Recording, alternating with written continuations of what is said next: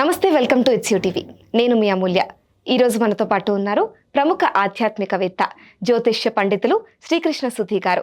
గురువు గారిని అడిగి మరిన్ని విషయాలు తెలుసుకుందాం. నమస్కారం గురుగారు. నమస్కారం అండి. ఇప్పుడు ఇంట్లో గోమాత విగ్రహాన్ని పెట్టుకోవచ్చు అంటారా గురుగారు? ఎందుకంటే అది ఇప్పుడు శాస్త్రపరంగా శుభమేనంటారా? గోవు ఎప్పుడైనా సరే శుభప్రదమైంది. కాకపోతే ఆ విగ్రహాన్ని పెట్టే విషయంలో కూడా కొన్ని నియమాలు ఉన్నాయి. ఎందుకంటే మీకు గోవు ముఖం కంటే గోవు వెనక భాగం చూస్తే శుభం అంటారు. దానికి ఒక చిన్న కథ ఉంది. ఇప్పుడు ఒకసారి సృష్టికర్త అయినటువంటి బ్రహ్మకి, స్థితికారకుడైన విష్ణువుకి తగాదా వచ్చింది. నేను గొప్ప అంటే నేను గొప్ప అని ఇద్దరు పోట్లాడుకుని ఇద్దరు కూడా వాదన ఎంతకీ తెగట్లేదు. వాళ్ళిద్దరు ముందు ఒక పెద్ద స్తంభ రూపంలో శివుడు ఆవిర్భవించి వాళ్ళకి ఆకాశం నుంచి కొన్ని వాక్కులు వినిపించింది. నా ఆది అంత్యాలు ఎవరు తెలుసుకుంటారో వాళ్ళు గొప్ప అని. అప్పుడు బ్రహ్మ ఏం చేస్తాడంటే హంసవాహనం ఎక్కి పైకి వెళ్ళిపోతాడు. చివరికి వెళ్దాం, టిప్పుని కనుక్కుందాం అని చెప్పి విష్ణువు వరాహ రూపంలో భూమిని తవ్వుకుంటూ వెళ్తాడు. విష్ణువుకి ఎంతసేపటికి కనపడక తిరిగి వస్తాడు. అలానే వచ్చేసి బ్రహ్మ వెళ్తున్నప్పుడు ఒక మొగలి పువ్వు పైనుంచి కింద పడుతుంది. ఆ బ్రహ్మ దాన్ని చూసుకొని అడుగుతాడు, ఎంతకాలం అయింది, ఎంత దూరం ఉందంటే నాకేం తెలియదు, కల్పాల నుంచి నేను ఇలా కింద పడుతూనే ఉన్నాను, కాలం అలా గడిచిపోతుంది, ఎంతకాలం అయిందో నాకు తెలియదు అంటది. అలానే కొంచెం ముందుకెళ్తే ఆవు కనపడుతుంది. ఆవుని ఏం చెప్తాడంటే నేను పైన చూసి వచ్చానని సాక్ష్యం చెప్పమని చెప్తాడు. అలా బ్రహ్మ తీసుకొచ్చి ఆవు చేత దొంగ సాక్ష్యం చెప్పించాడు. అయితే ఆ సాక్ష్యం చెప్పేటప్పుడు బ్రహ్మ వచ్చేసేసి నేను మొదలు దాకా వెళ్ళొచ్చాను, ఆ శివలింగానికి ఉన్నటువంటి ఆ పైన చూసి వచ్చాను అని చెప్పి చెప్తాడు. అప్పుడు వచ్చేసేసి ఆవుని సాక్ష్యం కింద తీసుకొచ్చాను, ఆవుని సాక్ష్యం చెప్పమంట. ఆవు తలతో ఇలా తల ఊపి వెనక భాగంతో ఇలా అడ్డంగా ఊపుతుంది, చూడలేదన్నట్లుగా. అప్పుడు వచ్చేసేసి శివుడు, ఆయనకి సర్వాంతర్యామి కాబట్టి ఆయన ఏమంటాడంటే అబద్ధం చెప్పావు కాబట్టి అని బ్రహ్మకు అప్పుడు 5 ముఖాలు ఉండేది, ఒక ముఖం తీసేసేసాడు, కట్ చేశాడు. 4 ముఖాలు చతుర్ముఖ బ్రహ్మ అయ్యాడు. విష్ణువు నిజంగా ఆయన ధర్మానికి ఇలాంటి నిజానికి కట్టుబడి ఉన్నాడు కాబట్టి విష్ణువు నేను శిక్షించకుండా బ్రహ్మను శిక్షించి గోవును కూడా శాపం చేస్తాడు. నీ ముఖాన్ని చూసిన వాళ్ళకి వచ్చేసేసి ఒక రకంగా కష్టాలు కలుగుతాయి. అప్పుడు గోవు ప్రార్థిస్తుంది అనమాట, నన్ను వచ్చేసేసి నేను ముఖంతో బ్రహ్మకు భయపడి ఇలా చెప్పాను, కానీ వెనక భాగాన్ని అడ్డంగా ఊపానంటే అలా అయితే నీ వెనక భాగం చూసిన వాళ్ళకి శుభం జరుగుతుంది. అందువల్ల మీరు గృహప్రవేశం చేసేటప్పుడు ఇంట్లోకి వెళ్తున్నప్పుడు ముందు ఆవుని పంపించి వెనకాలగా మనం లోపలికి వెళ్తాం. అంటే ఆవు పొదుగు కానీ వెనక భాగం చూసుకుంటూ వెళ్ళిన వాళ్ళకి చాలా శుభం జరుగుతుంది. ఇంకా మీకు చెప్పాలి అంటే గోదానం చేస్తుంటారు. ముఖంతో దానం చేయరు, తోక పట్టుకొని తోక మీద నీళ్లు పోసి ఆ నీళ్ళని దానంగా వదిలిపెడతారు. అంటే అవి తీసుకునే వ్యక్తి ఆ చేతిలో తోక పెట్టి తోకను దానంగా ఇస్తారు, అంటే వెనక భాగం నుంచి దానం చేస్తారు గోదానం. అలానే ఇంట్లో పెట్టే కామధేను రూపంలో ఉన్నటువంటి విగ్రహాన్ని కూడా మనం వెళ్ళేటప్పుడు ఎదురుగుండా ఆ ముఖం కనిపెట్టేట్టు కాకుండా వెనక భాగం కనిపెట్టేటట్టు ఉంచాలి. ఇప్పుడు సపోజు తూర్పు మొహం ఇల్లు అనుకోండి, తూర్పు మొహం ఇల్లు వెళ్తుంటాం, వెళ్ళేటప్పుడు ఆ మొహం అనేది ఆమె కూడా తూర్పు చూడాలి, కామధేను విగ్రహం కూడా మనకు వెనక భాగం కనబడేటట్టు ఉండాలి. సో ద్వారానికి అటో ఇటో ఎటు పెట్టినా సరే సాధ్యమైనంత వరకు వాయువ్య పశ్చిమందిరం అంటాం. ఇంట్లో ఎప్పుడైనా సరే వాయువ్య భాగంలో కనుక గోవుకు సంబంధించిన విగ్రహం కానివ్వండి, గోవుకు సంబంధించినటువంటి గోశాల వేసినా కూడా ఇంటి స్థలంలో వాయువ్య భాగంలో వేయమంటాడు. కాబట్టి ఏంటంటే సింహద్వారానికి ఎదురుగుండా మనకి సింహద్వారాన్ని చూసేటట్టు కాకుండా ఇటు వెనక్కి తిరిగి చూసేటట్టుగా ఉంటే ఇంట్లోకి వచ్చేటప్పుడు కానీ వెళ్ళేటప్పుడు కానీ వెనక భాగం చూసుకుంటూ వెళ్తే శుభం. ఆ విధంగా కామధేను విగ్రహాన్ని పెట్టుకున్నట్టయితే ఆ ఇంట్లో శుభాలు కలుగుతాయని చెప్పి. ఇప్పుడు పూజా గదిలో కూడా పెట్టుకోవచ్చు. పూజ గదిలో ఉన్నా ఎక్కడ ఉన్నానండి, పూజ గదిలో పెట్టుకున్నా కూడా మీకు ఆ పెట్టుకున్న పీఠానికి వాయువ్య భాగంలోకి వచ్చేటట్టుగా పెట్టండి, తద్వారా మీకు శుభాలు కలుగుతాయి ఇంట్లో. అదేవిధంగా వచ్చేసి గోవు ముఖం కాకుండా వెనక భాగం మీకు కనబడేటట్టుగా పూజ గదిలో ఉంచుకోండి. తద్వారా ఏంటంటే గోవు యొక్క అనుగ్రహం మీకు పరిపూర్ణంగా కలుగుతుంది. దీనికి గోవుకి సంబంధించిన దాంట్లో అండి అన్ని రకాలైన శుభ ఫలితాలు గోవు వెనక భాగం నుంచి వచ్చే దాంట్లో ఉన్నాయి. ఆవు పాలల్లో కానివ్వండి, అలానే ఆవు పంచటం కానివ్వండి, అంటే గోమాత్రం గోమయం, ఇవన్నీ కూడా మనకి శుద్ధి కోసమో లేకుంటే మంచి దాన్ని వృద్ధి పొందించడం కోసం వాడి. అందువల్ల వెనక భాగం నుంచి ఆమె అన్నీ కూడా మనకి సమృద్ధిగా అందించుతుంది. కాబట్టి ఎందుకంటే గోమూత్రాన్ని స్వీకరిస్తారు కూడా మంచిది అని చెప్పేసి ఇప్పుడు ఇంకా తగ్గింది. అంతకు ముందు రోజుల్లో కుచ్చత్రయాలు అనేవాళ్ళు, అంటే ఏదన్నా ఒక దైవ కార్యక్రమం పెద్దది సంకల్పం చేసి, ఇప్పుడు అంతకుముందు అశ్వమేధ యాగాలు కానీ ఇలాంటి యాగాలు చేసేటప్పుడు యాగం చేసినప్పుడు యాగ దీక్షకు ముందు 3 రోజులు పూర్తిగా ఆహారాన్ని మానివేసి 3 రోజులు గోమూత్రాన్ని సేవించాలి. తద్వారా ఏంటంటే మన శరీరంలో ఉన్నటువంటి ఆపాద మస్తకం అన్ని నాడులు శుద్ధి అవుతాయి. 72 నాడులు అంటాం ఉండేది. తద్వారా ఏంటంటే ఈ అన్ని నాడులు శుద్ధి అవడానికి 3 రోజులు పడుతుంది. ఆ 3 రోజుల కాలము ఏ ఆహారం తీసుకోవద్దు. ఇవాళ మన శరీరంలో ఎన్నో రోగాలు, చాలా వరకు సగం మందికి 100 మందిలో సగం మందికి షుగర్ లాంటి రోగాలు ఉన్నాయి. ఇవన్నీ వచ్చేసేసి నియంత్రించే శక్తి గోమూత్రాన్ని ఆహారంగా స్వీకరించడంలో ఉంటుంది.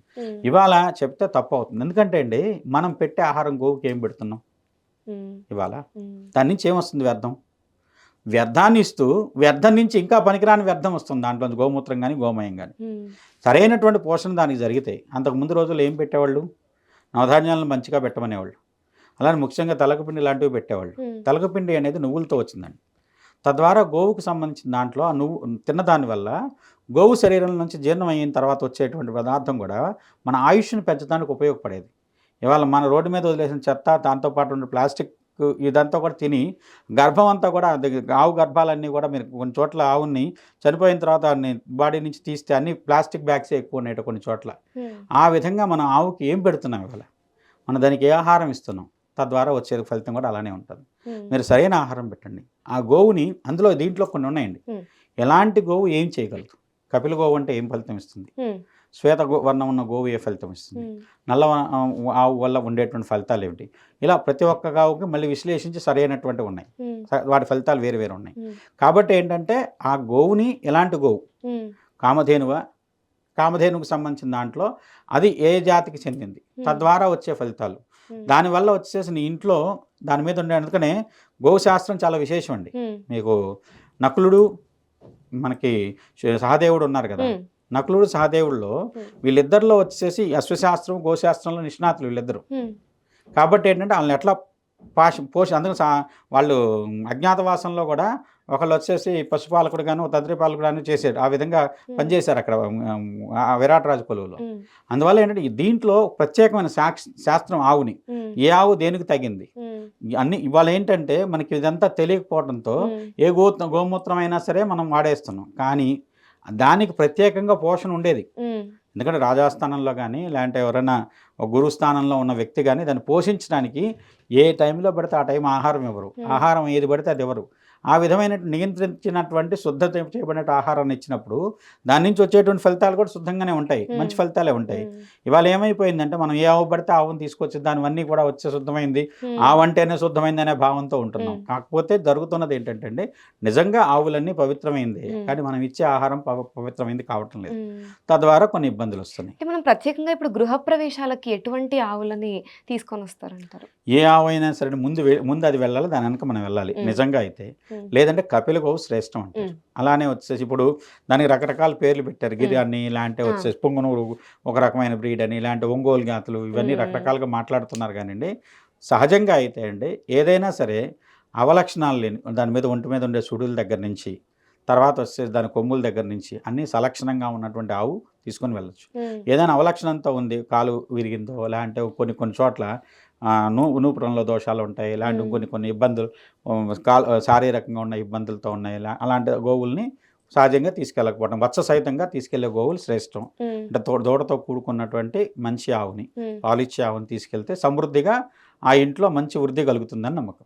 అంటే ఇప్పుడు మరి ప్రత్యేకంగా చూసుకుంటే గోమాత విగ్రహాలు ఎటువంటి పదార్థాలతో ఉన్నవైతే మంచిదంటారు? అంటే లోహమా లేదా రాయి, మట్టి, ఎటువంటి వాటితో, అంటే ఏ పదార్థాలతో ఉన్న గోమాత విగ్రహం అయితే మంచిదంటారు? సహజంగా అయితే ఈ మధ్య మట్టివి, ప్లాస్టర్ ఆఫ్ ప్యారిస్వి పెడుతున్నారండి. అవి నిజంగా మంచివి కాదు. ఇప్పుడు ప్లాస్టర్ ఆఫ్ ప్యారిస్తో చేసిన దాంట్లో ఒక రకమైనటువంటి నెగిటివ్ ఎనర్జీ రిలీజ్ అవుతుంది. అది తాత్కాలికంగా ఉండే ఏర్పాటు. పూజార్హమైనవి ఏమిటంటే మట్టి విగ్రహాలు కూడా పూజకు అర్హమైనవి, కానీ శాశ్వత పూజకు అర్హమైనవి కాదు. భిన్నమైనటువంటిది ఎక్కడో చిన్న దోషం జరిగింది అనుకోండి, అది పనికిరాదు, తీసేయాల్సిందే. అలాంటివి మంచిది కాదు. లోహంపరమైన వాటిలో అది కూడా ఏంటంటే గోవుకు సంబంధించిన దానికి లేదంటే చంద్రుడికి సంబంధించిన దోషాలు తొలగాలి అంటే శ్వేత గోవు, తెల్లటి విగ్రహం అంటే వెండితో కానివ్వండి, తెల్ల మెటల్తో చేసింది మంచిది. పంచలోహాలతో కూడా గో విగ్రహం పెట్టుకోవచ్చు, ఇత్తడివి కూడా వాడచ్చు. మీ దగ్గర డబ్బులు ఉంటే బంగారం కూడా పెట్టుకోవచ్చు, ఎవరు కాదనరు. ఇవాళ బంగారం ఉన్న రేటుకి ఎవరు పెట్టుకోగలిగినటువంటి స్థితి అయితే లేదు కానివ్వండి. కాకపోతే వాడటానికి లోహ సంబంధమైన వాటికి తప్పులేదు. రాతివి అంత శ్రేష్టం కాదనే చెప్పాలి. గోవుకు సంబంధించిన వాటిలో రాతి కంటే ఇవైతే మంచిది. రాతి పరంగా చూసుకున్నప్పుడు గో కంటే వృషభానికి ఆ విధమైనటువంటి ఆకర్షణ కానీ శక్తి కానీ ఉంది రాతి పరమైన. అందువల్ల ఏంటంటే ఇక్కడ మీకు ఆవునే వాడదలుచుకున్నప్పుడు ఇంట్లో మనం ఒక ఇంటి లోపల పెట్టుకోవాలి. అలాంటప్పుడు నిజంగా ఈ మధ్యకాలంలో కొంతమంది చెప్తున్నారు ఇప్పుడు ఇంట్లో ఎలా అయితే కుక్కను పెంచుకుంటున్నాం అలా అదే స్థాయిలో పొంగనూరుకు సంబంధించినటువంటి కొన్ని జాతులు వచ్చి అవి ఇంట్లో మనం ఎలా అయితే పెట్టలాగా పెంచుకోవడానికి అనుకూలంగా ఉన్నాయి, అలాంటి వాటిని పెంచుకునే ప్రయత్నం చేయండి, మంచి జరుగుతుంది. ఒక జీవిని పోషించినట్టు కూడా అవుతుంది. ఆ విధంగా నిత్యం ఇంటి కూడా ఒక రకమైన పాజిటివ్ ఎనర్జీతో ఫుల్ఫిల్ అవుతుంది. అలా చేయడం కొంచెం శ్రేష్టమేమో ఆలోచించండి. ఇంకొకటి దానం ఇచ్చేటప్పుడు గురువు గారు వెండి ఆవు గోమాత విగ్రహాన్ని కూడా ఇస్తూ ఉంటారు. అంటే దానికి ప్రత్యేకత ఏంటి? నిజంగా అయితే వెండి చంద్రుడికి సంబంధించిందండి. ఆ విధమైనట్టు ఒక మానసిక సంతృప్తి. ఆవుని దానం చేయాలి, ఇవాళ ఉన్న రేట్లో ఆవుని దానం చేయలేకపోతున్నాం, లేదా కొంతమంది నిజంగా చేయగలిగిన ఉన్నా తీసుకున్న బ్రాహ్మణులు కొంతమంది ఏం చేస్తున్నారు, దాన్ని వాళ్ళు పోషించలేక వెంటనే వచ్చేసి కబేళాలకు తోలేస్తున్నారు. తద్వారా ఒక ప్రాణం తీసినట్టు అవుతుంది. దానివల్ల ఏంటంటే తెలిసి ఒక ఆవు ప్రాణానికి హాని కలిగించిన వాళ్ళు అవుతున్న ఉద్దేశంతో ప్రత్యామ్నాయంగా వెండి గోవును దానం చేయండి అని చెప్పి చేస్తున్నారు. దానివల్ల ఫలితం కొంతవరకు ఉంటుంది కానివ్వండి, నిజంగా మీకు శక్తి ఉంటే పూర్తి మంచి ఆవుని అది కూడా పోషించే విధంగా దానం చేయండి.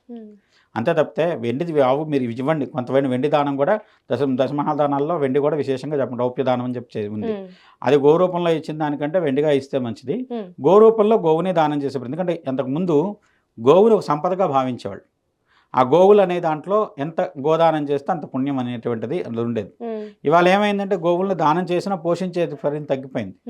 అందులో ఇవాళ మీరు గమనిస్తే కొంతమంది ప్రత్యేకంగా ఒక ఇబ్బంది కలిగించాలనే ఉద్దేశంతోనే తినే విధంగా కూడా చేస్తున్నారు. మతాలు కావచ్చు, లేకుంటే వేరే పరమైనటువంటి వాళ్ళ ఆచార వ్యవహారాల్లో ఖచ్చితంగా గోవును తినాల్సిందే అనే విధంగా భావనలో, దాని ద్వారా ఏంటంటే ఎంత రేటు పెట్టైనా కొని దాన్ని చంపి తినే విధంగా ఆలోచన చేస్తున్నారు. ఇవన్నీ వచ్చేసేసి దాని ప్రాణం తీయడానికి కారణం దానికంటే వెండి దానం శ్రేష్టం.